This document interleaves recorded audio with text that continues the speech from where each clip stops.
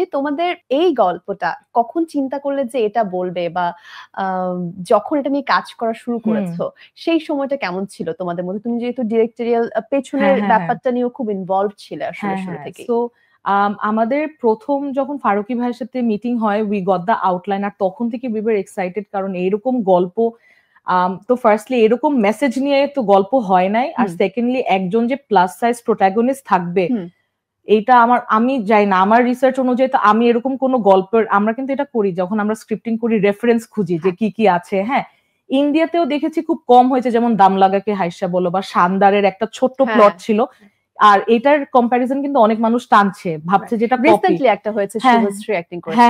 হ্যাঁ, তো অনেক মানুষ কিন্তু বলছে এটা কপি, এটা কপি। আমাদের গল্প কোনোভাবে কপি না, জাস্ট বিকজ একটা প্লাস সাইজ ক্যারেক্টারের প্রেজেন্স আছে, আমাদের গল্পটা মানে খুবই ভিন্ন। আর যখন থেকে আমরা শুনেছি এই গল্পতে কিন্তু একটু না হলে আমরা একটু প্লট টুইস্ট আছে, না হয় প্রেডিক্টেবল, কারণ at the end of the day এটা একটা রমকম।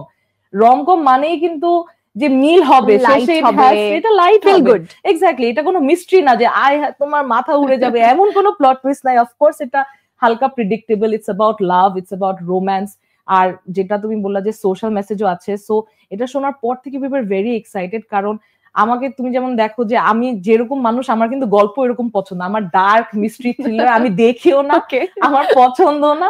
আর আমার সবসময় একটা পার্সোনাল ফ্রাস্ট্রেশন কাজ করতো যে বাংলাদেশের কেন আমরা এত মানে হ্যাপি গো লাকি একটা জাতি, আমরা কেন সবসময় এরকম ডার্ক থ্রিলার, সবসময় থিয়েটারে গেলে অন্ধকার অন্ধকার মুভি, একটা লাইট ব্রাইট যে রমকম গল্প মাথার ভেতরে, এই আমি একটু যাবো, একটু নাচ গান হবে, লাস্টে মিল হবে, বিয়ে হবে, এগুলো কেন হয় না? আমার যখন এই গল্পটা দেখলাম যে মানে এটা আমার মনে হয় একটা ম্যানিফেস্টেশনের মতন, যে যে জিনিসটা চাচ্ছিলাম আমি স্ক্রিনে দেখবো, ওই জিনিসটা বানানোর জন্য অপরচুনিটিটা চলে আসলো। সো আমরা যখন স্ক্রিন প্লেটা লেখা শুরু করি, এইটাতে তো একটা ডেস্টিনেশন ওয়েডিং আছে, তো আমি তখন থেকে রেজাকে বলতাম যে না, এটা একটু হইলে আমরা রিলেটেবল ক্যারেক্টার। তখন কি তোমরা অলরেডি জানো যে তুমি এটা প্লে করছো?